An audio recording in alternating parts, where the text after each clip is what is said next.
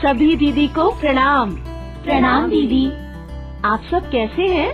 हम सब ठीक हैं दीदी, आप कैसी हैं? मैं भी बिल्कुल ठीक हूँ।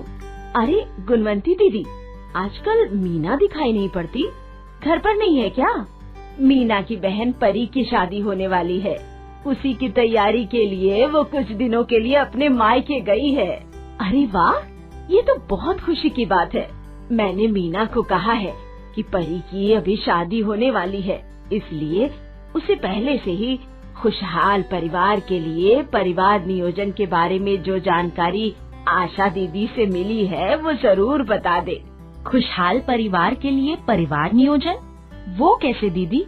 जिस तरह से हमें अपने जीवन में कब क्या करना है उसकी योजना बनाते हैं ना, उसी तरह परिवार नियोजन भी एक योजना है जो कि पति पत्नी दोनों को आपस में चर्चा करके तय करना चाहिए। हम कुछ समझे नहीं। परिवार नियोजन की योजना, पति पत्नी में चर्चा, ये सब कैसे होगा और क्यों जरूरी है?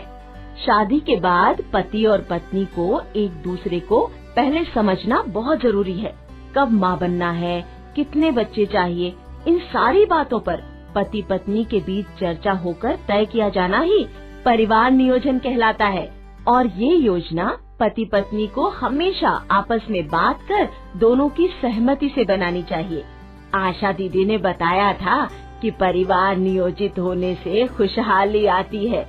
मीना ने तो उसकी सभी सलाह मानी, तभी तो आज वो खुश है और परिवार का अच्छे से ध्यान भी रखती है। दीदी, क्या आप हम सबको भी इस बारे में विस्तार से बताएंगी? जरूर दीदी। नियोजित परिवार के लिए सबसे पहली जरूरी बात है, शादी की उम्र लड़कियों के लिए कम से कम 18 वर्ष एवं लड़कों के लिए कम से कम 21 वर्ष होना जरूरी है। सही समय पर शादी होने से लड़की का शरीर माँ बनने के लिए तैयार होता है और साथ ही वो परिवार और माँ बनने की जिम्मेदारी अच्छे से ले सकती है। शादी के बाद पति और पत्नी को एक दूसरे को पहले समझना जरूरी है, इसलिए शादी के कम से कम 2 साल बाद ही पहला बच्चा होना चाहिए। साथ ही पहले और दूसरे बच्चे के बीच कम से कम 3 साल का अंतर होना चाहिए। जल्दी बच्चे न होने से माँ और बच्चे का स्वास्थ्य तो ठीक रहता ही है, अस्पताल और नवजात की देखरेख के खर्च का भी बोझ नहीं रहता। ध्यान रखना जरूरी है कि शादी के बाद जल्दी बच्चे ना हो और 2 बच्चों के बाद फिर से बच्चे ना हो। कम बच्चे होने से उनकी देखभाल और शिक्षा पर माता पिता अधिक ध्यान दे सकते हैं और परिवार हमेशा सुखी और खुशहाल रहेगा। पर दीदी, ये सब कैसे होगा?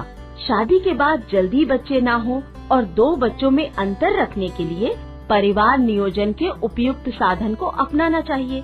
परिवार नियोजन के साधन क्या हैं दीदी? परिवार नियोजन के साधन पुरुष और महिला दोनों के लिए होते हैं। ये साधन 2 प्रकार के होते हैं। पहला, अस्थायी साधन, अर्थात अभी बच्चे नहीं चाहिए परंतु भविष्य में बच्चे की इच्छा हो सकती है। वैसे पति और पत्नी दोनों ही इस साधन को अपना सकते हैं।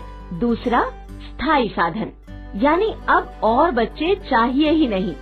इस साधन को भी पति और पत्नी दोनों ही अपना सकते हैं।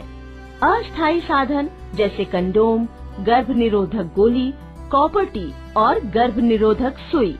स्थायी साधन जैसे महिलाओं के लिए नलबंदी और पुरुषों के लिए नसबंदी। पति पत्नी आपसी सहमति से अपनी सुविधा अनुसार इनमें से कोई भी साधन अपना सकते हैं।